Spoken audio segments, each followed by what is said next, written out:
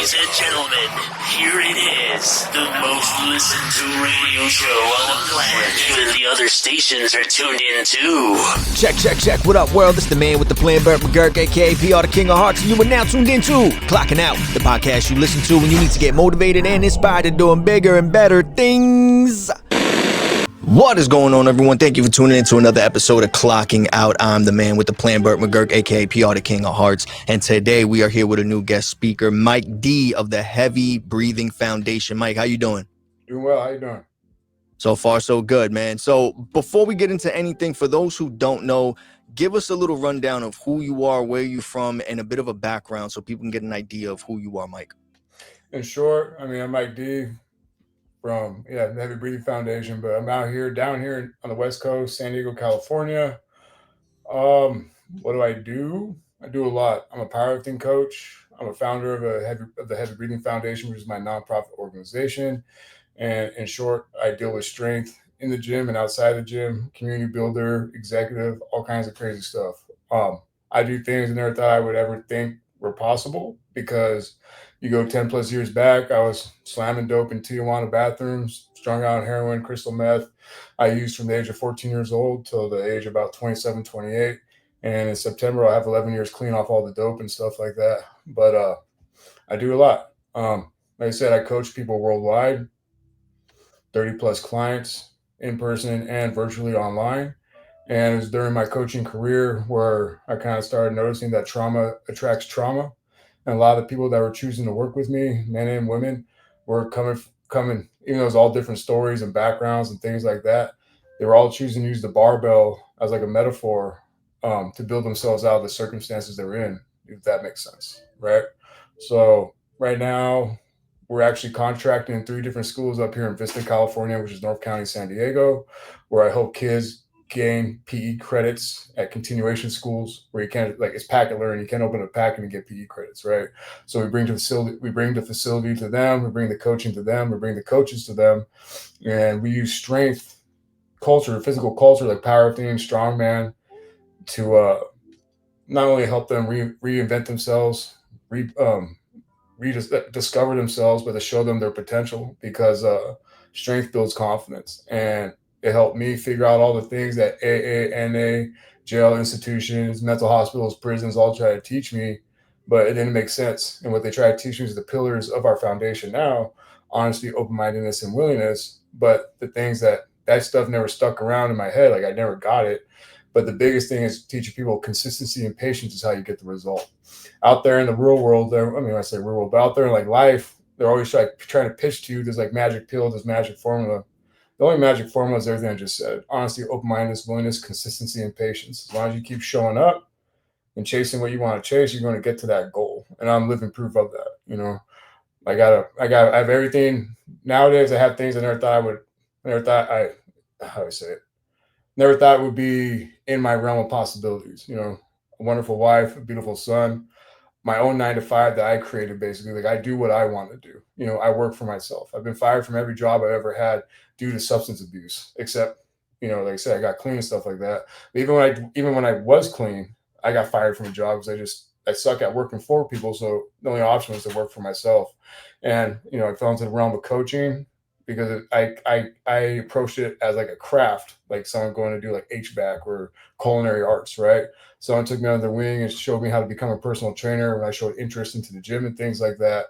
And it just blew up into this over time, you know, the last 10 plus years, to be honest. And, you know, recently I've taken a step back because, you know, I've been doing the podcast interviews and talking to the city officials and stuff like that, and realizing that I call it my lived experience. My lived experience is doing heroin, surviving that shit, and being where I am now, and turn it into a resume for success. When I try to show not only the youth that we talk to, because not everyone I talk to is going through like drug stuff, you know, but like the adults and things like that, anyone going through the hard times and things, as long as you turn it around and do the positive steps forward and the opposite of what you were doing before, it sucks because it takes patience, and that's the hard part, the patience part, right?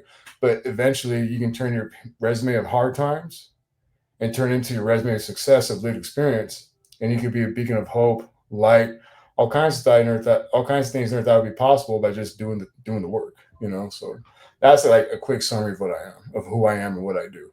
You're really open about your past. What about, like, what was the moment that made you say, I need to rebuild my life, and you decided, like, because many people, it's not easy, especially, it doesn't matter what it is. Everyone struggles with some type of addiction. They have some type of crutch, and they all have their reasons behind depending on that and using that to be like their painkiller for whatever it is they're trying to cope with, I believe.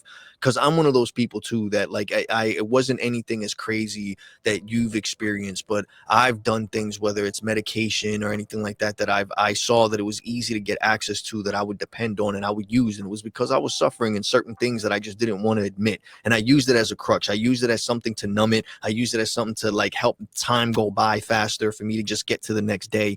What is it that got you to be like, you know what, this is enough, and you really stuck to it, and it got you to the point of where you are today? My ultimate bottom, and for me, like a bottom, everyone has their own bottom. And with me, or with anyone really, the thing with hitting bottom is you can always dig deeper. So I've had all kinds of different bottoms, Oh, this gotta be your, my parents and friends. Oh, this has to be your bottom. Like, there's no way you could do any worse than this. You got to build yourself back up. Psych, I can dig deeper. Like, I'm really good, because the whole reason why I used, and I have discovered is, I call it, I'm an escape artist. I went through a lot of stuff growing up, a lot of physical abuse from as a young child. Um, Saw my dad try to basically kill my mom. Caught a case like attempted murder on my mom.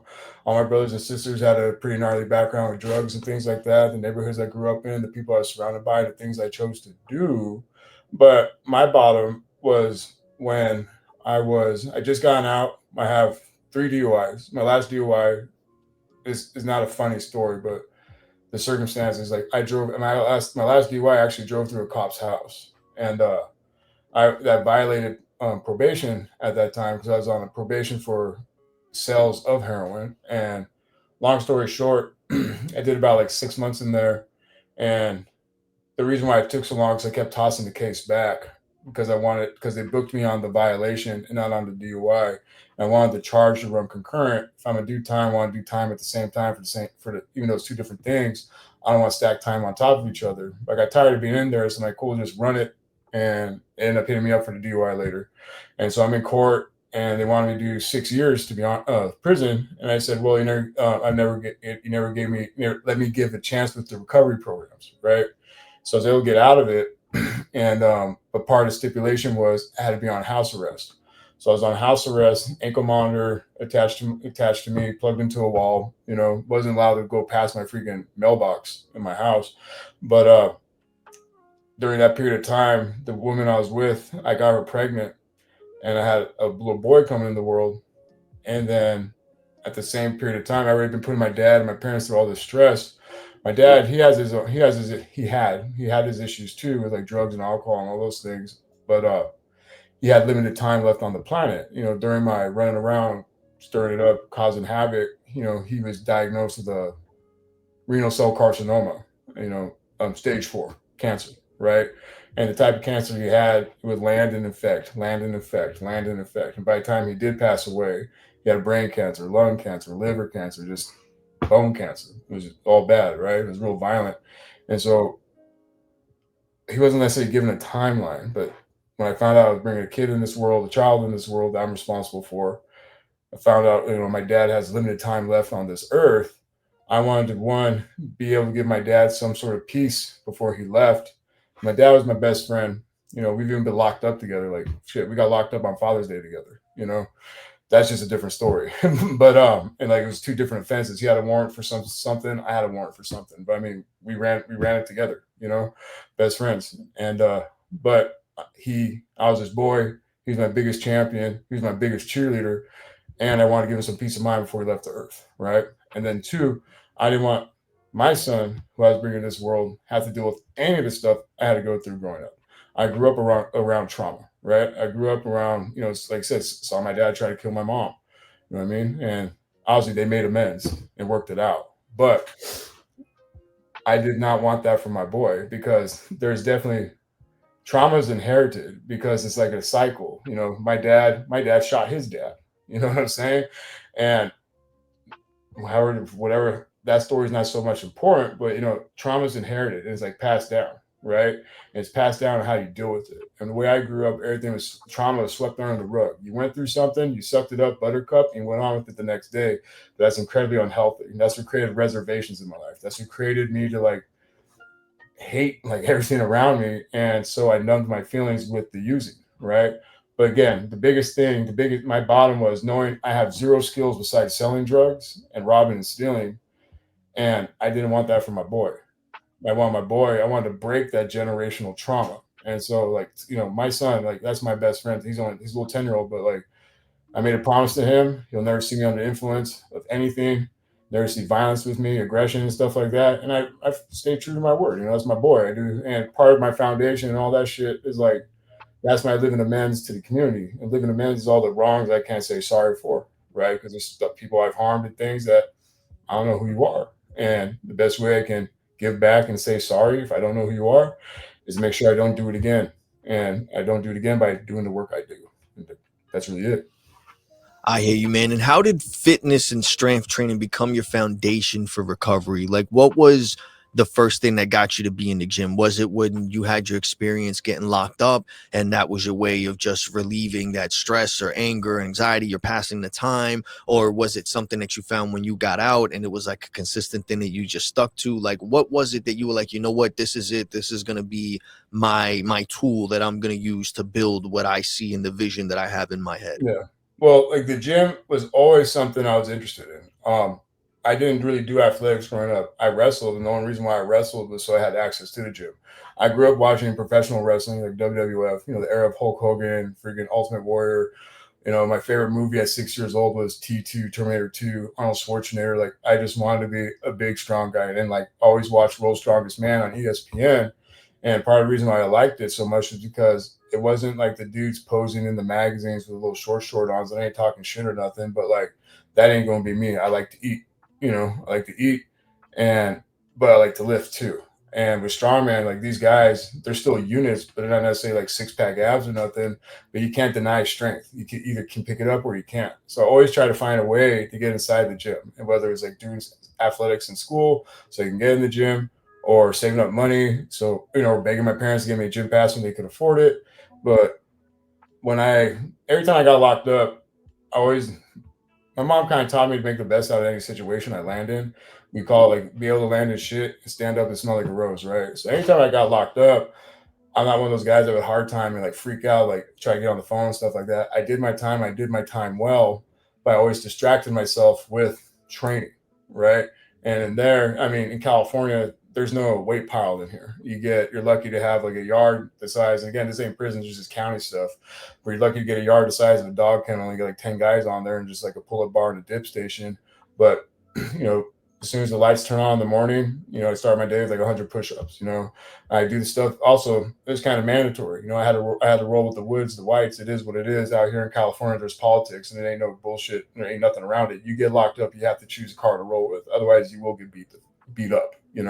So I rolled with the whites, and we had to do 123 burpees a day, and you had to perform in front of somebody, right? I went over and beyond. I would do my burpees a couple times a day, because the thing was, when I would train, I would get out of myself, and it made time go by a lot quicker. I could lose 2 hours and it felt like 20 minutes because I was like in something, right? And when I was locked up, I always did really well. What I mean by doing really well is because being locked up taught me a system and a structure. I had to wake up at the same time every day. I had to eat at the same time every day. I trained at the same time every day.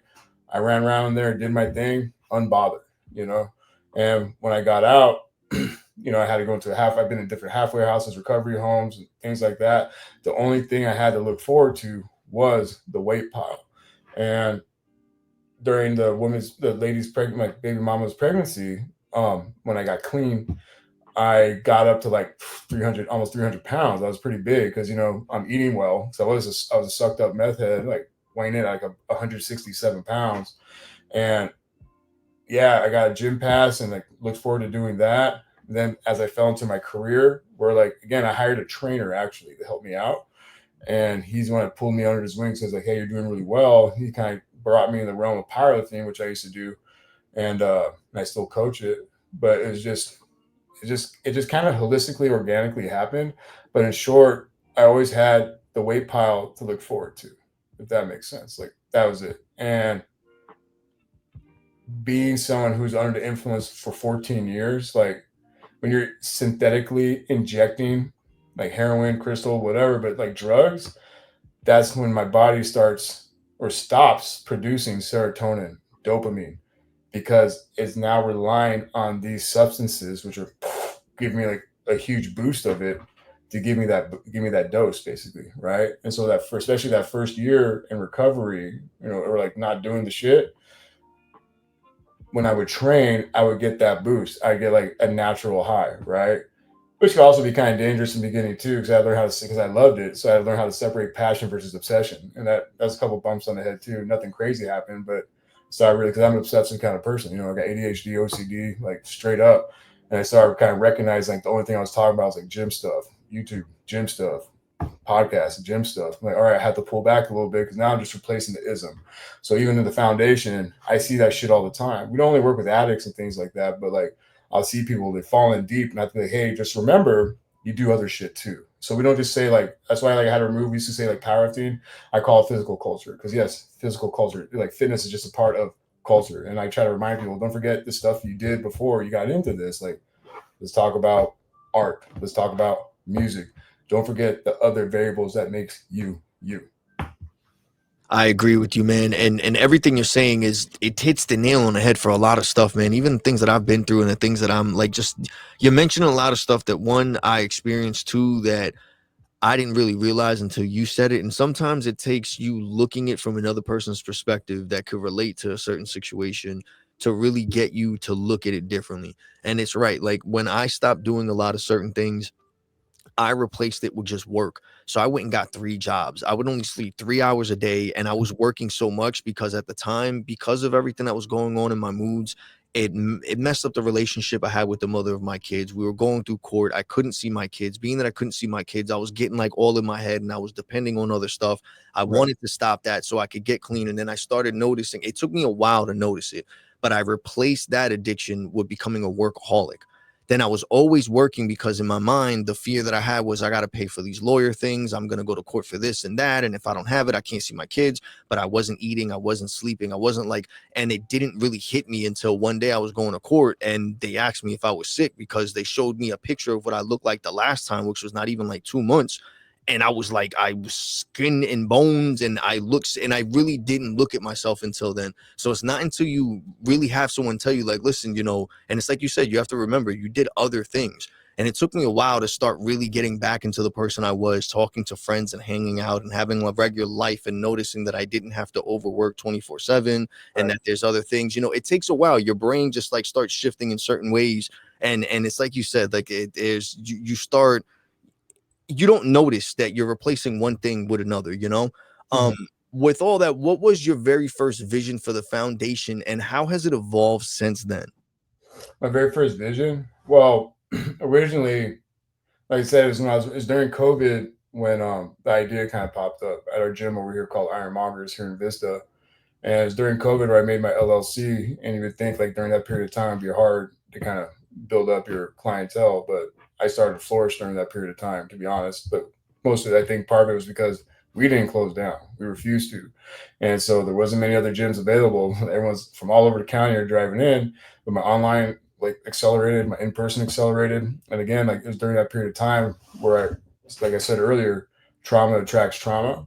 That's when like, yo, like there's something I can do here with the barbell. And to be honest, like a lot of the things that motivate me to like that created the foundation, it's got seeing people do something similar, but doing a really bad job at it, right? I'm like, where's the nonprofit part? And I'm not saying like not getting paid, but like, where's the giving back? It's like saying you're going to like operate a nonprofit, but you're not really doing anything for the community. I only see you doing things for yourself. So a lot of times I see people do things that like, hey, if they can do it, then I can do it, and I can do a better job.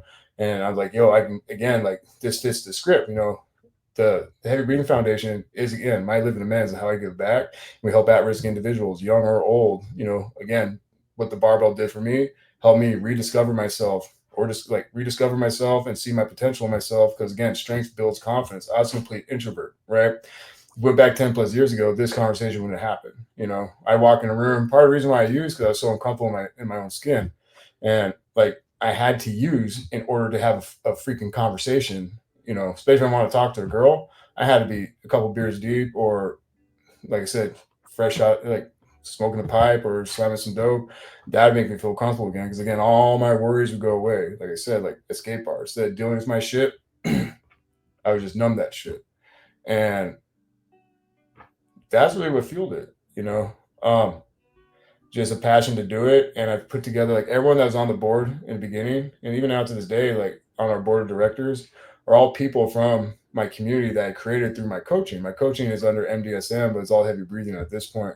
But it's all people that were very intertwined with my life. And it's not, I call them family, even though they're not blood. Because I got family, I got a lot of family out there, but they ain't family. They never showed up for me, which whatever it is, what it is. But everyone that's a part of my foundation, I consider them family. They've been there more for me and more for my kid, more for my wife than my actual family has been.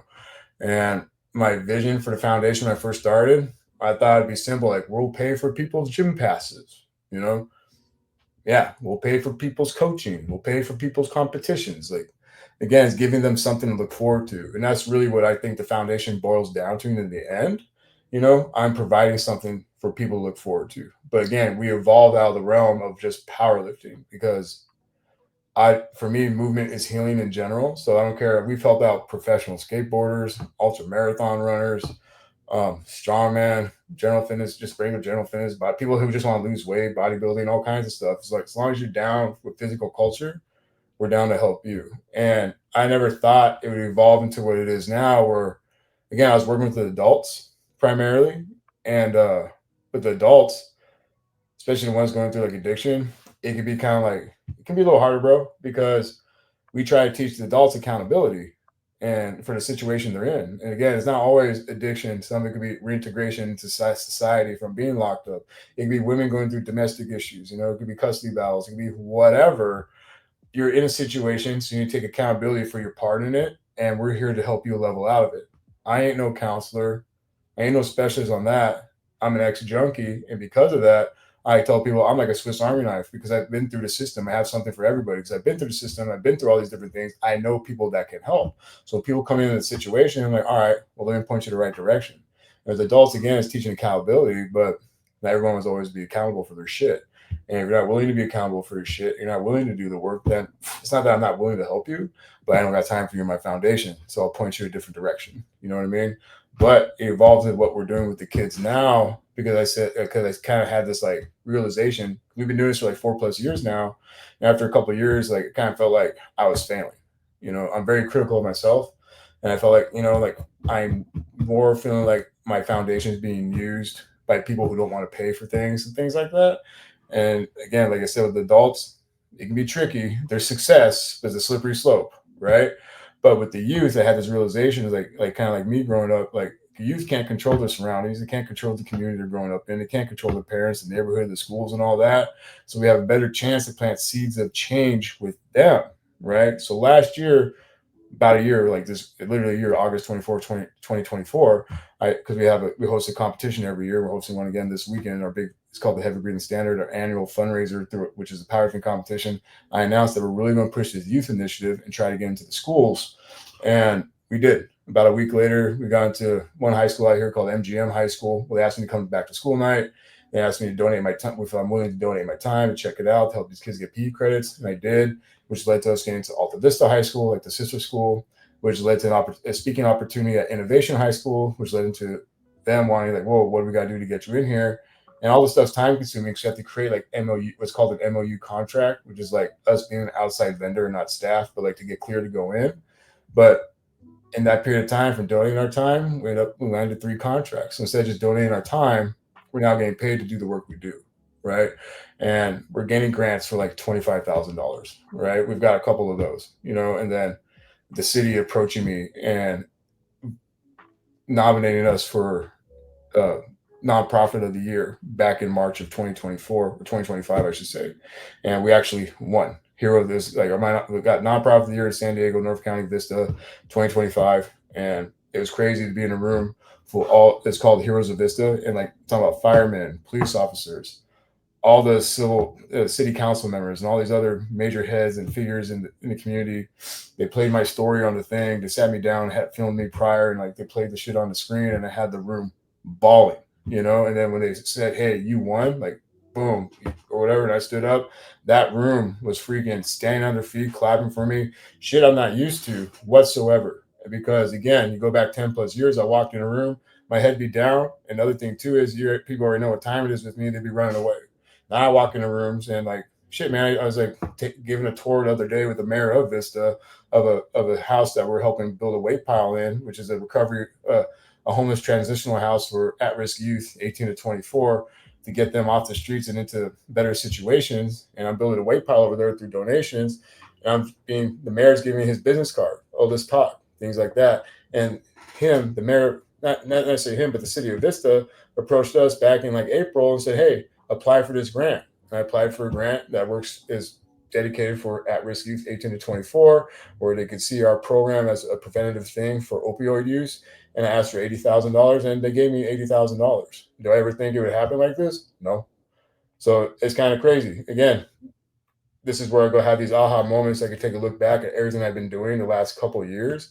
If I write down who I am now, nah, I never thought this would happen. It's fucking crazy. It's really inspirational, bro. Like everything you're saying and your background and your experience, and it's what you've been through firsthand. You can tell you've been through a lot of stuff. You can tell that you've evolved and changed, because a lot of I know people in the prison system and everything like that as well. I have family members, and I know how hard it is to deal with certain things and to get out into transition, or to find your why, to find your tribe, to find something that breaks you out of the mindset of the repetitiveness of what you were dealing with when you got stuck into the system, and getting judged, and just having that mindset thinking, well, you know what, I'm already this far into it, I might as well just stick to it in that life. And a lot of people don't realize that, yes, you can make a choice to change. It's not easy, but it's like you says, it takes a lot of time, dedication, and effort, and it's not something that happens overnight. But when you do dedicate yourself to it, you do see progress, and Right. it is worth it. You know what I mean? And that's with anything, but with things like that, it's definitely it's fucking hard, man. Like I Right. know so many people that have given their life trying to try something, and they feel like they can't fit in, or they can't find their place, that they think the only way out is doing something like that, or going right back into it, where they end up back in the system and they're doing life. There's a lot of fucking shit out there. So the fact that you've managed to find something, and you're focusing on the youth, like to let them, it's like you said, you're trying to get them earlier before they get to the point where it's like they feel like you can't get to them. Everyone gets to a point where they feel like they know more than everyone, and it doesn't matter how much you talk to them, you're not going to get through to them.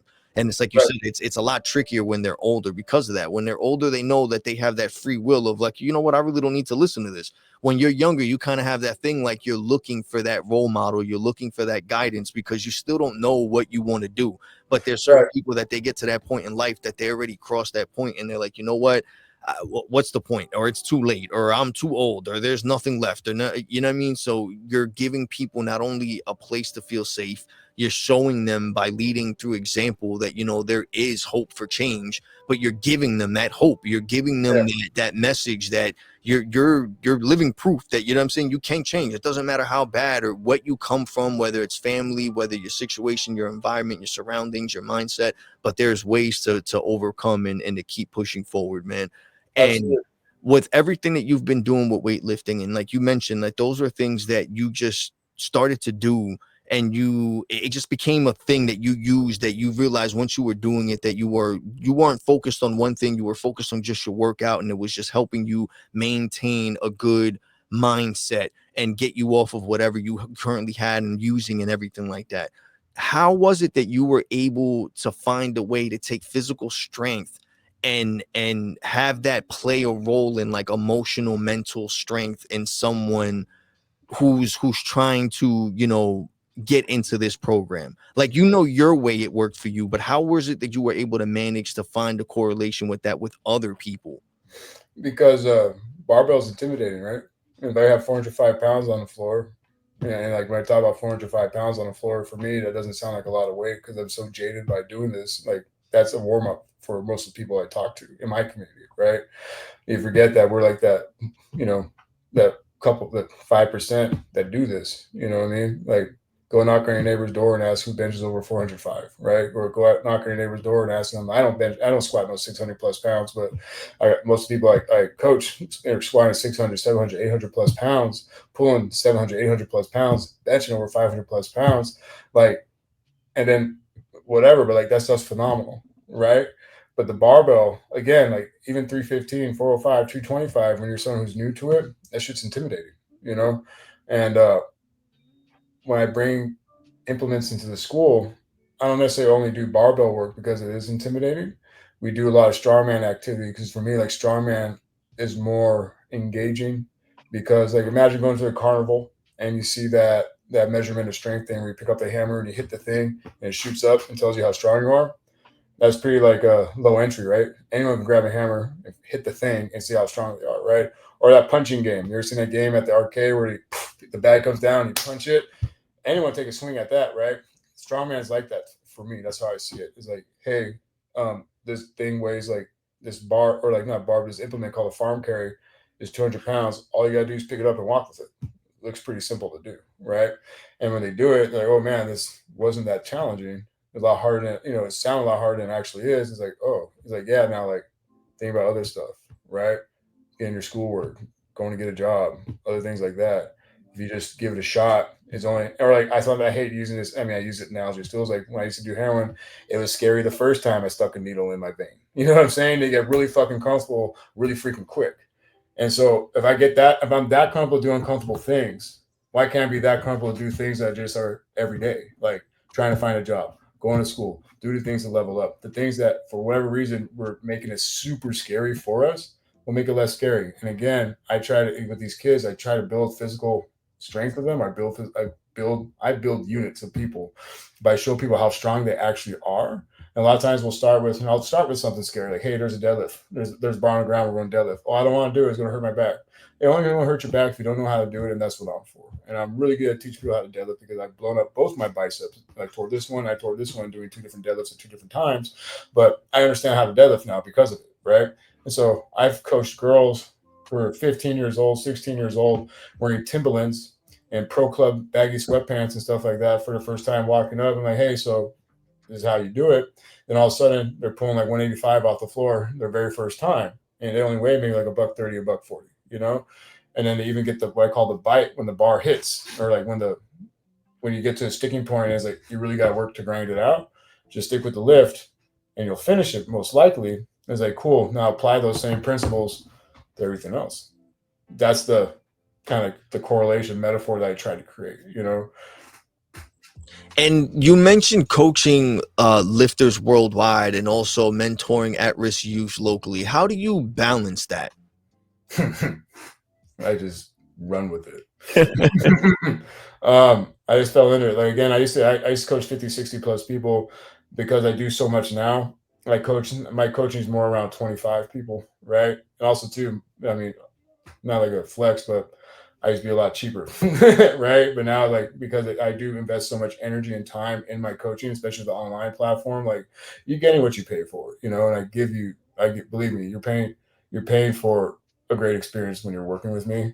But I have everyone kind of programmed, fine tuned, where check-ins are due by Sunday, Monday morning, they're done by Tuesday, you know, and I just dedicate Sunday evening, Monday morning to my programming, get it done, and then after that, I just kind of have set days with the schools. Tuesdays Alta Vista, Wednesdays Innovation, Thursdays MGM High School. There's availability for something Monday afternoon or Friday morning, Friday afternoon. And but it's mine. When I tell people what I do, or like how much I do, or I'm like, just hop in the car with me for a day and see what I do, and they'll be like, dang, like how do you handle it? How do you balance it? I just do. I look forward to it. It's my hustle, right? I mean, yesterday, what's today's Tuesday? What's today? Wednesday? Right. Yes. Well, Monday, I had programming I had to get done. I had a grand opening of it was called the Vista House. We built a weight pile. It was a whole pink ribbon cutting thing, blah, blah, blah. I had a meeting at a high school out here called Mission Hills High School about getting a program in there. I had another one-on-one meeting with someone. I had phone calls. Like, I just do what I got to do, and then I have a shut-off time, But when it's your own hustle and you're chasing it, it's fun, but I also had like, here's the thing too, dude. I was gonna be super, super honest about it. I get the same kind of like when I used to use, the high wasn't the best part. The best part was getting to the high because I wake up broke. And when I was especially like with heroin withdrawals and stuff like that, I was so strung out, man. Like I started getting dope sick within 6 to 8 hours. So when I had like that last bit of dope, or just did my last thing, my last shot, my last bag, whatever.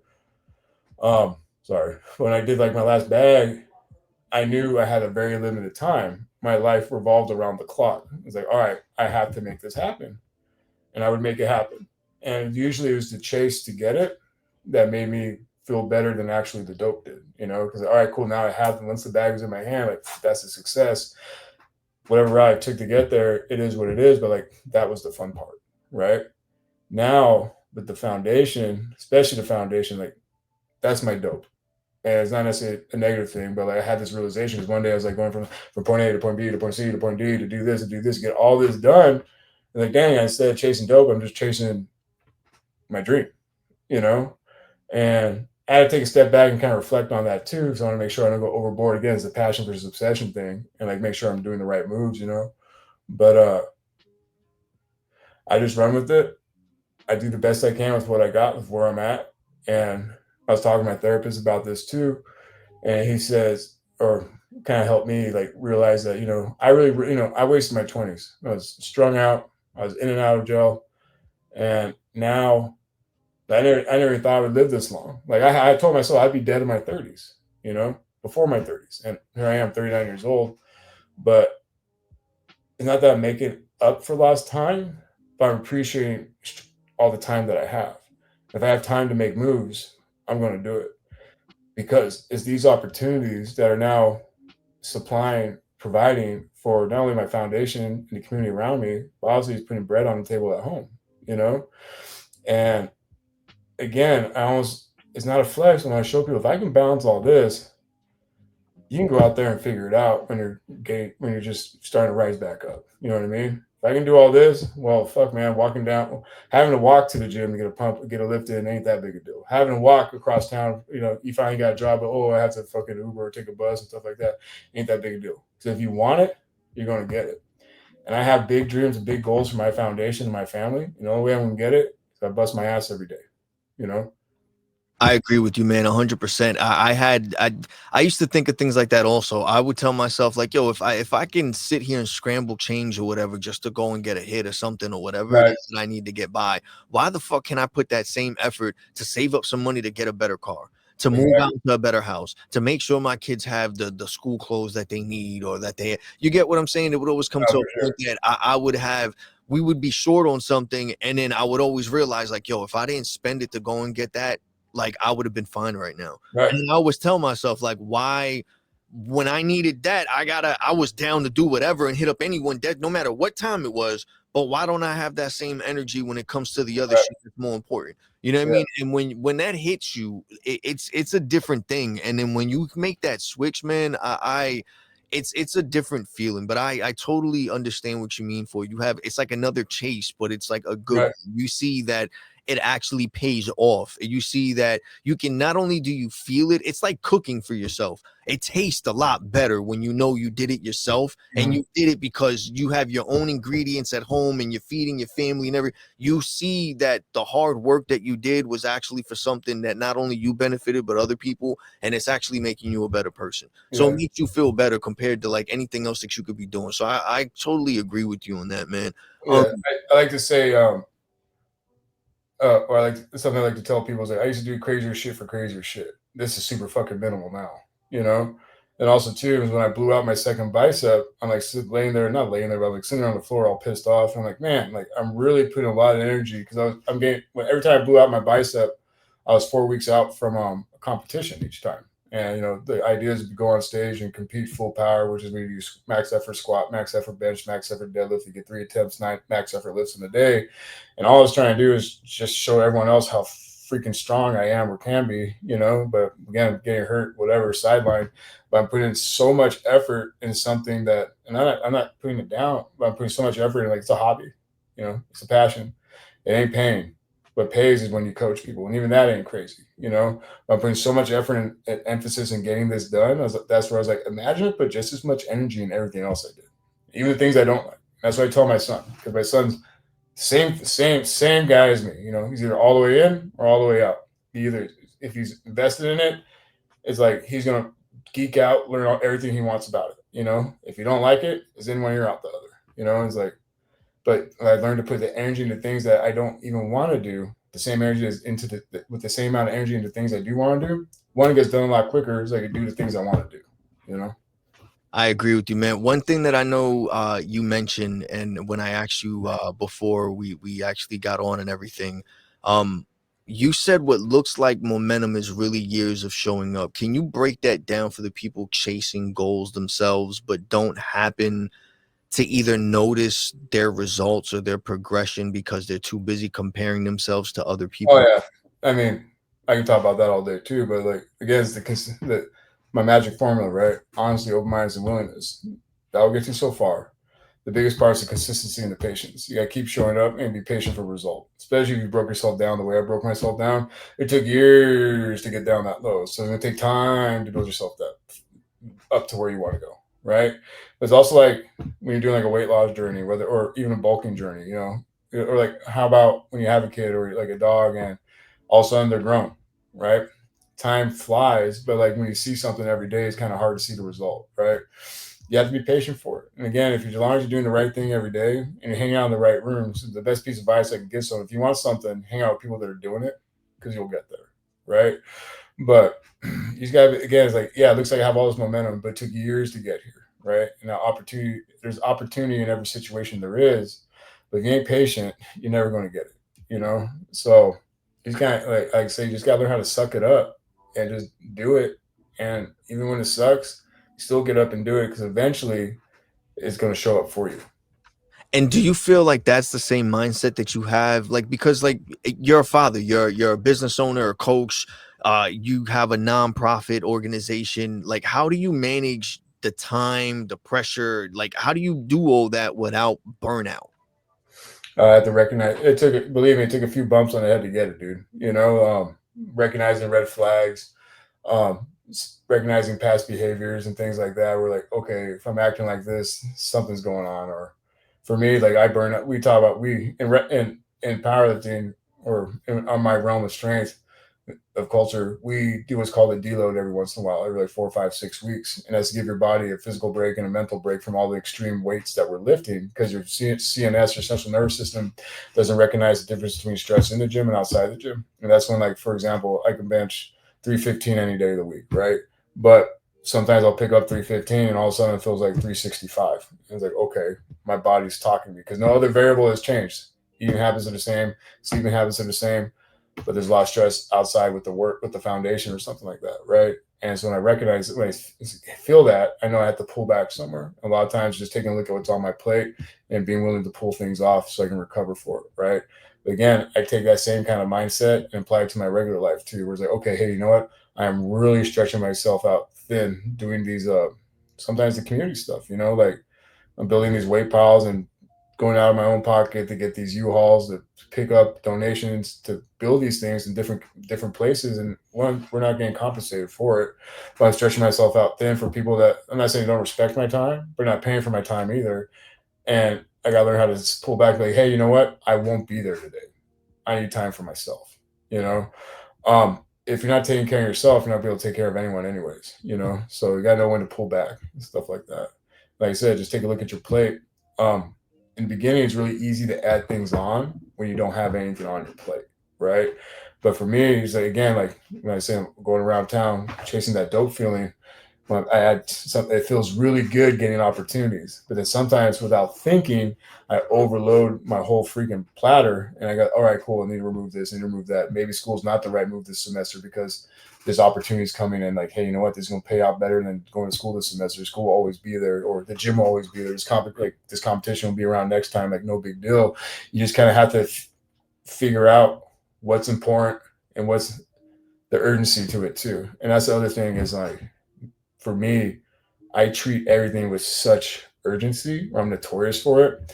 I've had to learn. I'm still freaking learning it, dude, but I'm getting better at it. Like, hey, not everything has to be so it's done in such a critical, urgent fashion.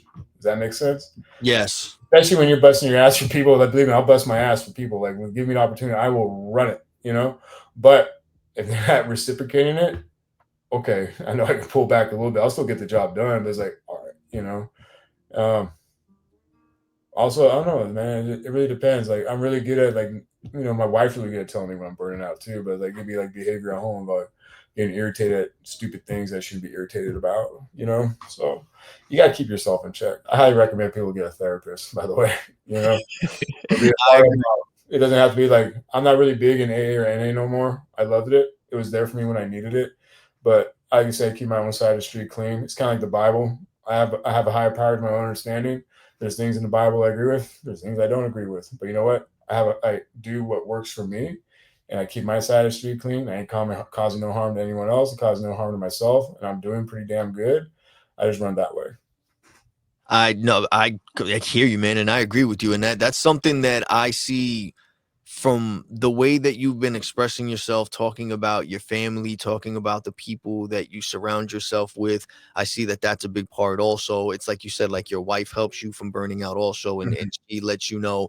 And you literally wear so many different hats. Yeah. You're all over the place. You know what I mean? And you have the firsthand experience in a lot of things. So it's like, and you could tell there's no bullshitting in you. You know what I mean? And that's something that I appreciate.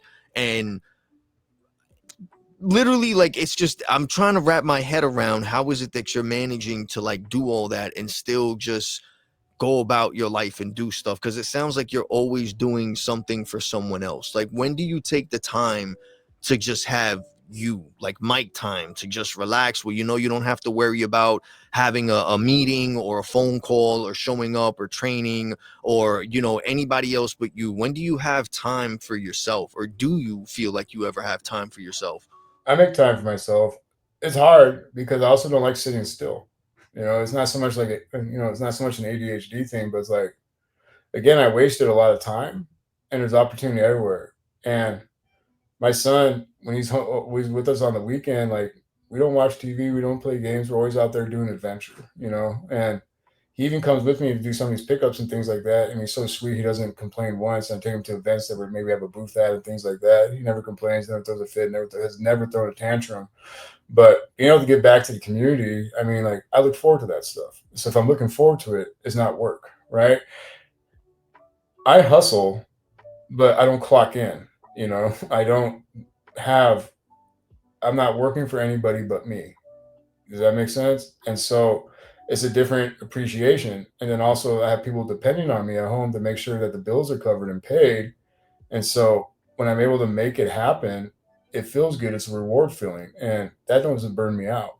What burns me out is when I do too, again, like you say, like doing stuff for others, but not getting that energy back. And so it's a learning experience along the way, learning when to like not invest my energy in people that aren't investing the same energy, because energy matches energy 100%. So if I'm coming at you with a level of enthusiasm and you're coming at me with that same level of enthusiasm about an idea of what we can do, yeah, that doesn't burn me out.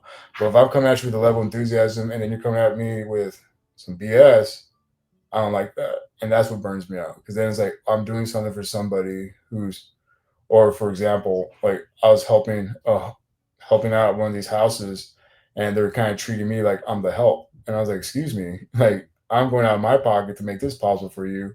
And now you're asking, you're coming at me like I'm almost like lower than, like, no, no, no, no, no. I won't be walking through these doors again. And that's when I know how to cut it off. And if you don't like that, talk to my boss. That's me. There you go. And I was gonna say, so, but like me and my wife's a competitive strongman. Um, I have we so I go with her for competitions and things like that. And then we both coach powerlifting and strongman too. And like we have competitions we're always going to. Like next month's gonna be pretty fucking crazy. But we dial in time for ourselves when we do these events or competitions and things like that, where we have an extra day or two where we can kind of disconnect and just be in it in the time, like in the moment, not so much surrounded by strength, but at the same time, like our hustles are our passions. So it doesn't feel like work. It's an experience. It's the mission. Like not my brand, but the foundation is a mission. And when I'm pouring my mission, it's filling my cup. So I'm not burning out from that. If I'm burning out, I'm burning out from like stupid behavior from other people who aren't appreciative of the stuff that we do for them. That's really it. But again, like we'll just disconnect time to time because work doesn't really shut off, especially with the online coaching. People check in every day. Might have to update a program every day sometimes, but it is what it is. I could do that. Like if I didn't do that, I'd have to suit up, suit or tie, and that's not an option for me. I'll never do that. I don't want to work a 9 to 5.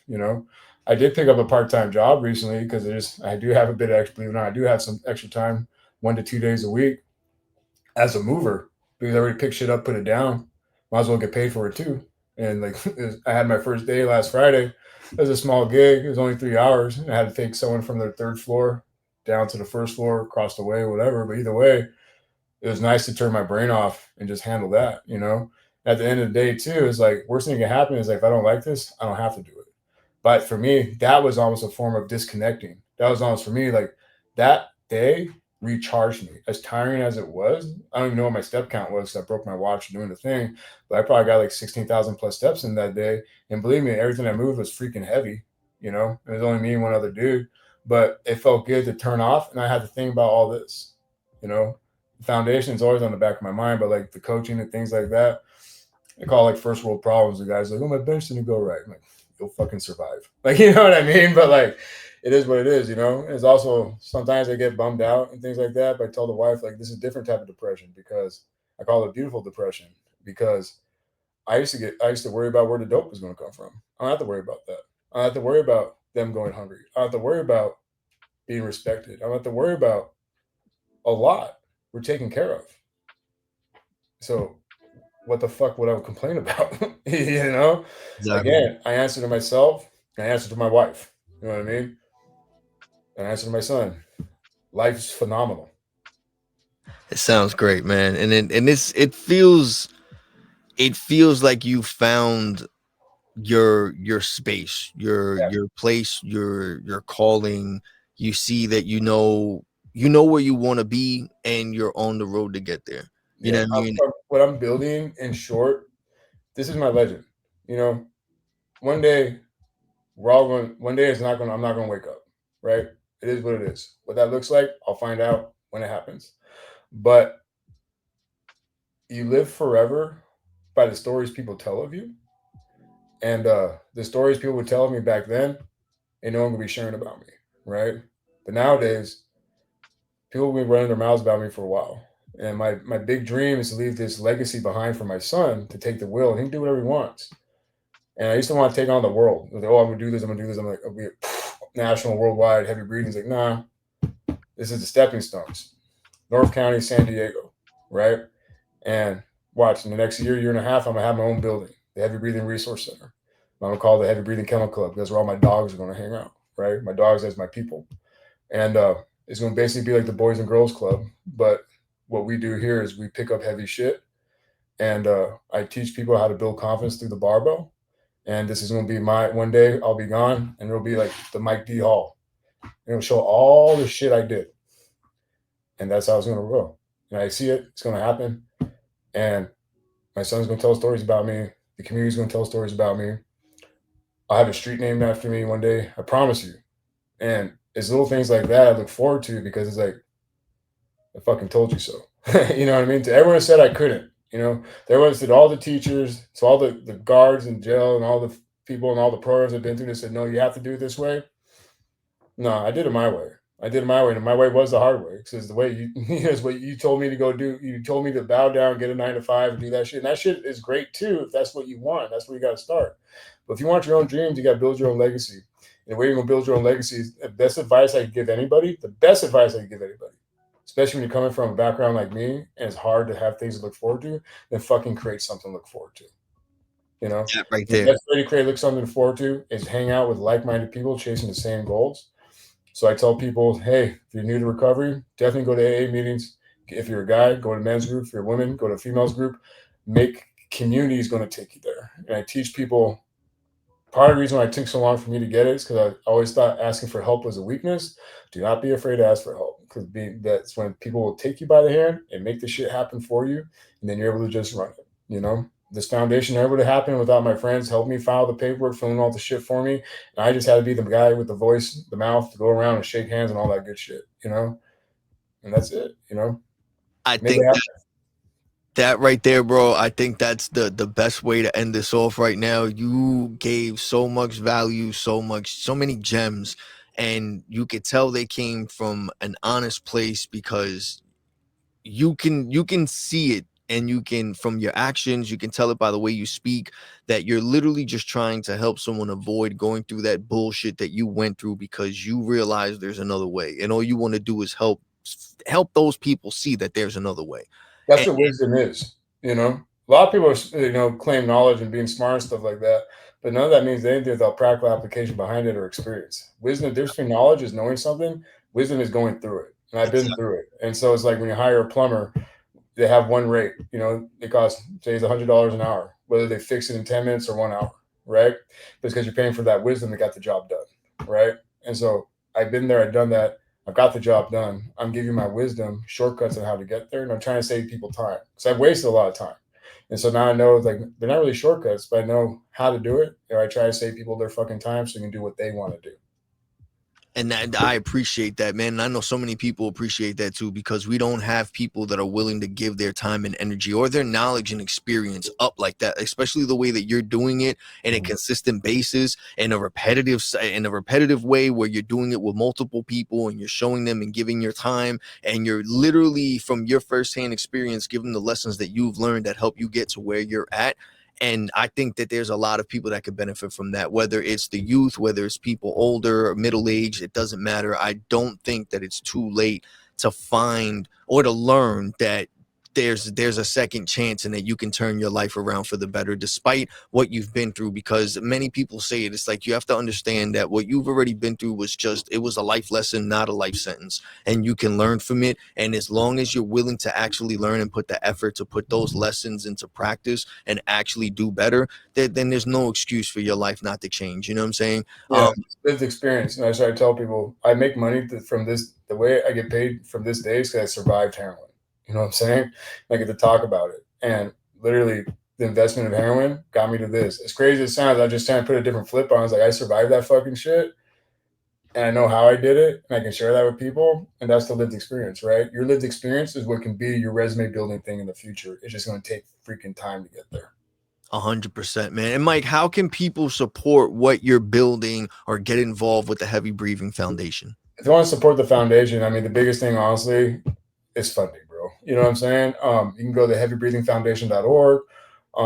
That's our website, or you can go to at This Is Heavy Breathing on our social media, and you can go donate $1 or $5. It'd be really cool if you sign up for a $5 monthly recurring thing, because all that stuff adds up. Because we do have operating costs. You know, a lot of this is done out of love, but another way you can support us too is if you're in the area, especially San Diego, we need more people. Again, you guys just heard what my schedule's like.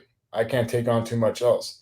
We're at the point where, and it's a good problem to have. We need to start hiring other coaches, because we can copy paste this formula and go to different schools in different areas all around.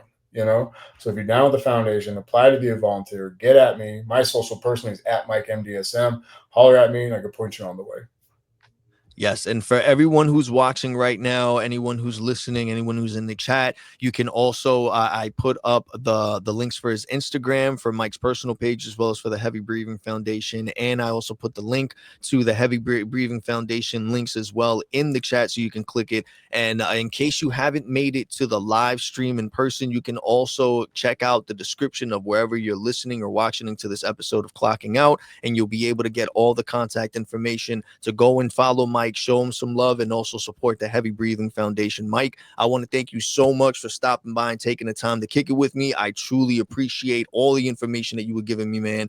You have been through hell and back, and you still managed to make this amazing foundation that's focusing on helping other people. You didn't take a route where you were selfish. You decided that you wanted to give back. You decided that you wanted to use your newfound purpose in life to actually provide another purpose to other people and show them that there is a way to turn their life around. There is purpose behind everything that they do, and it doesn't always have to be negative. They don't always have to backtrack and go back to the people that got them into the dark place that they are, or in the bad habits. It's like you said, you surround yourself with good people and good things will happen. Your life can change if you just take that energy and focus it on something that's positive, and you're living proof of it, man. You've created something amazing. You've shown that you have many people backing you, and it's like you said, you've never would have imagined that you were at the level that you are today, meeting the people that you are today, being in the same room with the certain